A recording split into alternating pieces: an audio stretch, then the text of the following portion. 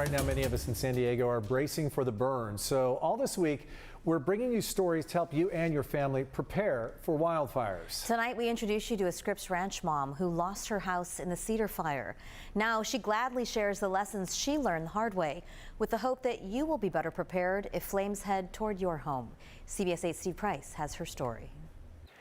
This year marks the 20th anniversary of the Cedar Fire, but many people living here in Scripps Ranch still clearly remember that terrifying orange glow coming over this hillside as flames raced toward their homes. They had just minutes to pack up and leave. That is not a sunrise, that is the Cedar Fire coming over the hill at about 60 miles an hour towards our homes.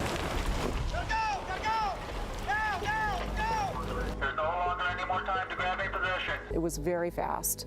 When Karen Remus was finally allowed back into her neighborhood, she returned home to this. Ashes and debris and just, the air was just super thick, even 2 days later. She lost nearly all of her possessions, but what she gained from this devastating event is knowledge that she gladly shares to make sure you are more prepared for a fire than she was. You gotta go. You got about 2 minutes to get out of here. 2 minutes.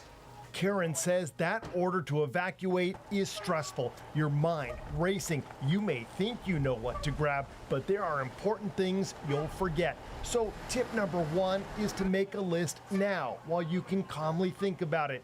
Actually, 3 lists. What would you take if you've got 10 minutes, 30 minutes, and 1 hour and beyond?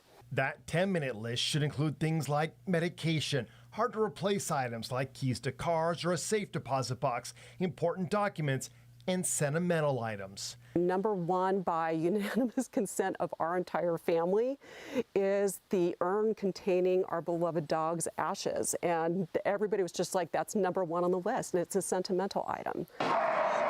If you have a pet, add a carrier, leash, and bowls to your list.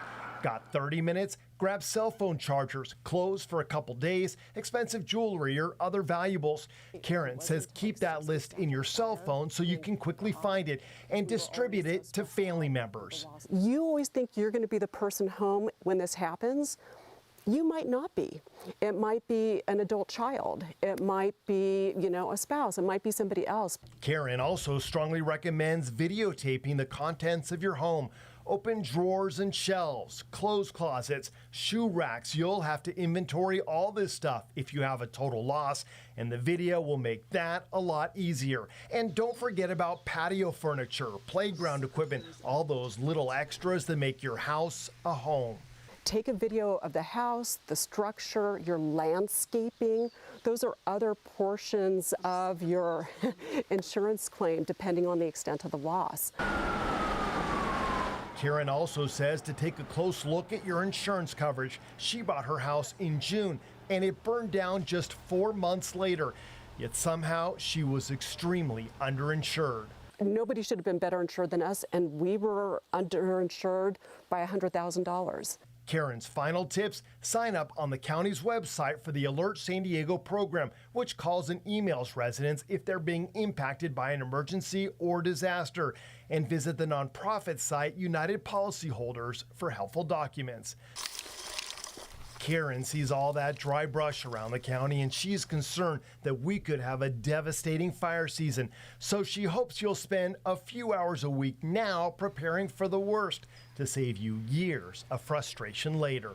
Just any steps you can take right now to ease that burden, should it happen, which we all hope and pray it does not, really can come back to assist you. In Scripps Ranch, Steve Price, CBS 8.